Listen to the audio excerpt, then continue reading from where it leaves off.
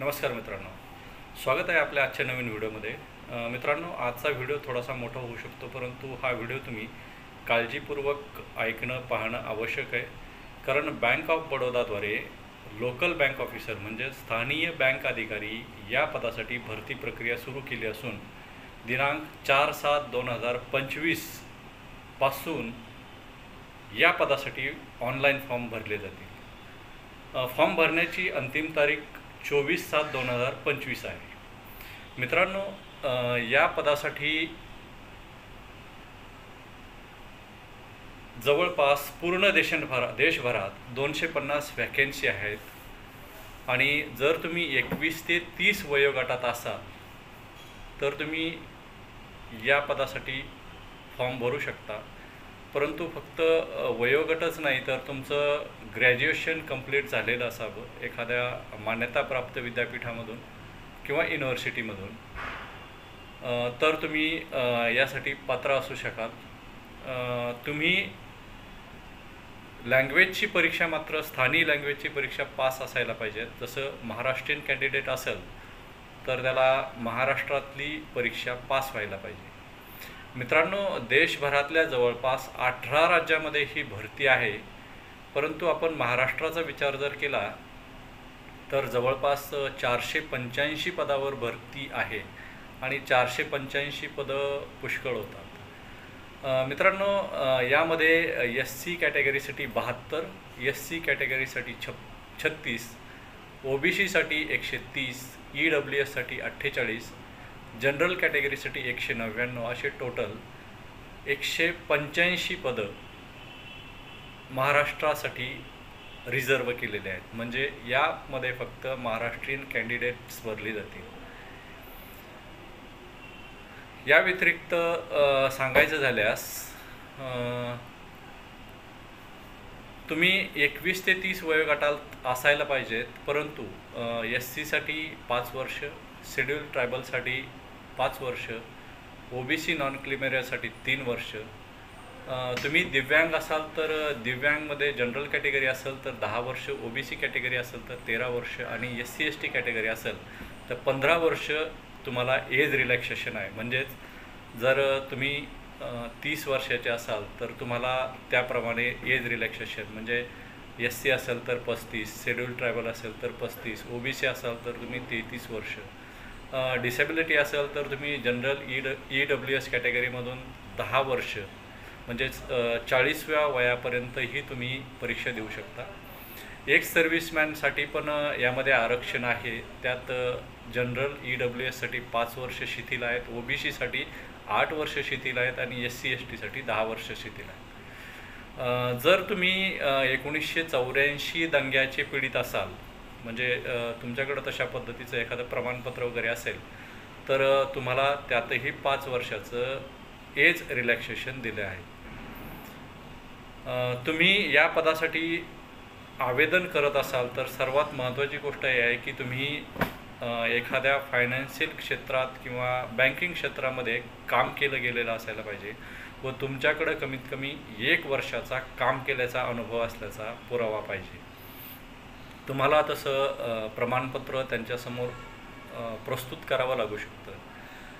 तुम्ही आवेदन करत असाल तर अनरिझर्व कॅन्डिडेटसाठी म्हणजेच जनरल EWS OBC साठी 850 रुपये फी, तर SC ST PWD ex serviceman किंवा महिलांसाठी 175 रुपये ॲप्लिकेशन फीस असेल। मित्रांनो, ही तुम्ही ऑनलाईन पद्धतीनं फी भरू शकता।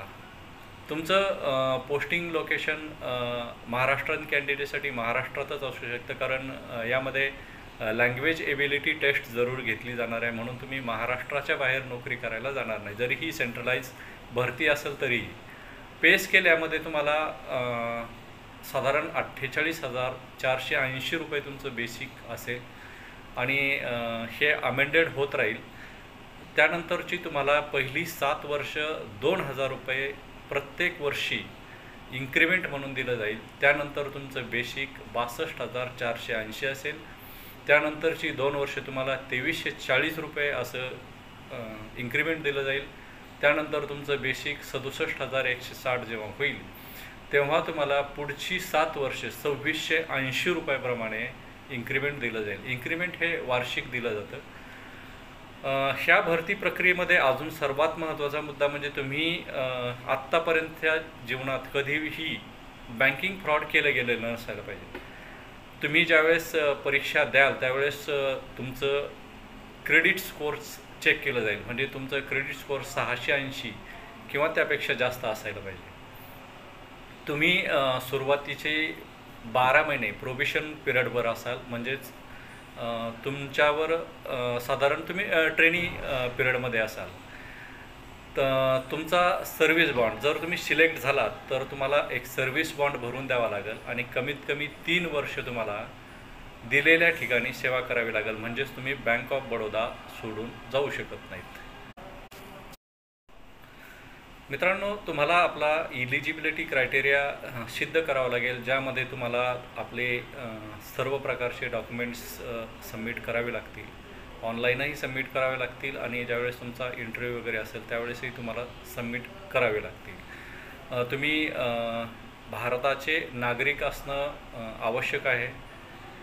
परंतु तरीही तुम्हाला यामध्ये पण काही कन्सेशन आहे. जसं तुम्ही नेपाळ, भूटान, तिबेट यामधले रिफ्युजी जर असाल आणि तुम्ही 1 जानेवारी 1962च्या अगोदर तुमचे परिवारातले सदस्य किंवा तुमचे स्वतःचे ब्लड रिलेशनमधले व्यक्ती जर अगोदर भारतात येऊन स्थायिक झालेले असेल तर तुम्ही ह्या परीक्षेमध्ये सामील होऊ शकता. त्या व्यतिरिक्त तुम्ही मायग्रेंट असाल, जसं पाकिस्तानमधून, बर्मामधून, Sri Lanka, East African countries, Kenya, Uganda, United Republic of Tanzania, Zambia, Malawi, Zaire, Ethiopia आणि व्हिएतनाम यामधूनही जरी आले असाल तरीही तुम्ही ही परीक्षा देऊ शकता. या परीक्षेसाठी तुम्हाला ऑनलाईन टेस्ट असेल, ज्यामध्ये इंग्लिश लँग्वेजमध्ये 3 प्रश्न असतील आणि मॅक्झिमम मार्कही 30च असतील आणि त्याचं ड्युरेशनही 30 मिनटं असेल. त्यानंतर तुम्हाला बँकिंग नॉलेजविषयी प्रश्न विचारले जातील, जे 30 मार्काचे प्रश्न असतील आणि त्यासाठी 30 मार्क आणि 30 मिनटंही वेळ असेल. तुम्हाला जनरल इकॉनॉमिक अवेअरनेसवरही 30 प्रश्न विचारले जातील, त्यासाठी 30 मिनटं वेळ आणि 30 मार्क असतील.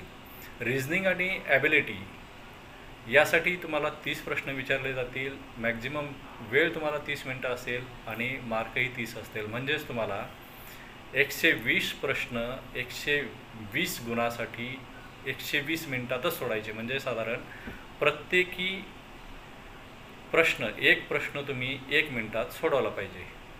ही यामागची सगळ्यात मोठी गोष्ट आहे. तुमची इंग्लिश ॲबिलिटी किंवा तुमची लोकल लँग्वेजची ॲबिलिटी टेस्ट ही असेल, ती तुमची सेपरेट टायमिंगमध्ये घेतली जाईल. मिनिमम क्वालिफाईंग मार्क जनरल आणि EWS कॅटेगरीसाठी 40% असतील. म्हणजे 120 पैकी तुम्ही 40% मार्क्स मिळवले पाहिजे आणि रिझर्व कॅन्डिडेटसाठी 35% मार्क मिळवणं तुम्हाला अति आवश्यक आहे.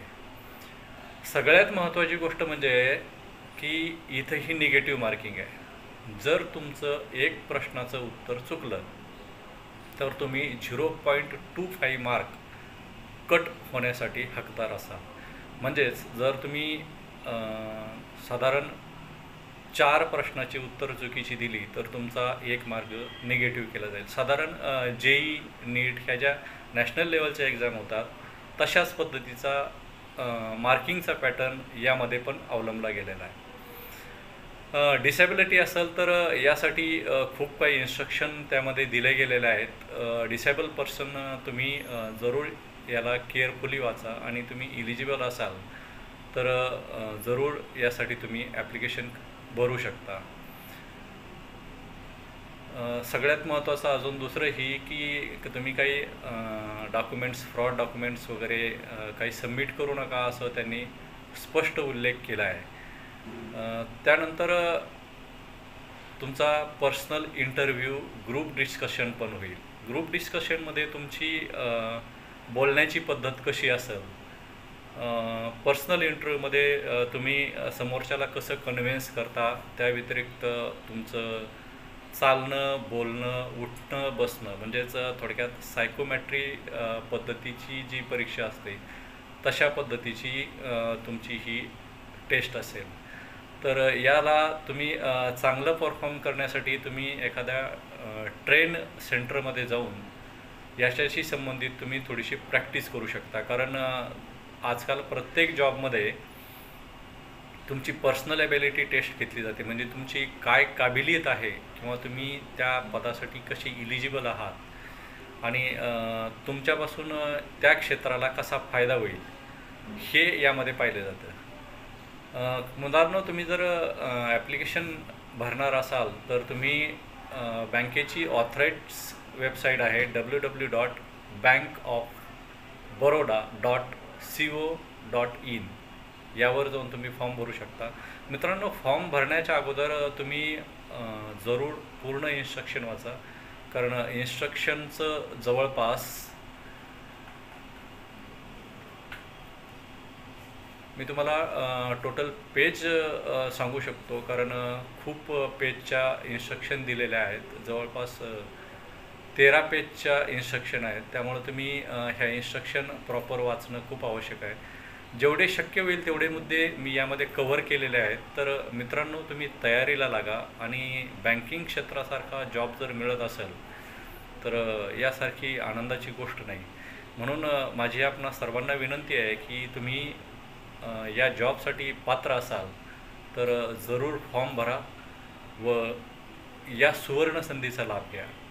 मित्रांनो, माझ्या असेच नवीन व्हिडिओ मी माझ्या यूट्यूब चॅनल म्हणजेच GOVTJOBSURE जॉब शुअर यावर शेअर करत राहील आणि रोजची रोज नवनवीन जागेंचे व्हिडिओ तुम्हाला शेअर कराल. म्हणून माझ्या या चॅनलला तुम्ही लाईक, शेअर, सबस्क्राईब करा, जेणेकरून तुम्हाला नोकरीची गरज असेल आणि तुम्ही जर पात्र असाल तर माझ्या दिलेल्या व्हिडिओमधून तुम्हाला जर ती इन्फॉर्मेशन मिळेल तर माझ्यासाठी ही खूप आनंदाची गोष्ट असेल व तुमच्यासाठी ही खूप बेनिफिशियल गोष्ट असेल. म्हणून कृपया माझ्या व्हिडिओला लाईक, शेअर, सबस्क्राईब करा. धन्यवाद मित्रांनो.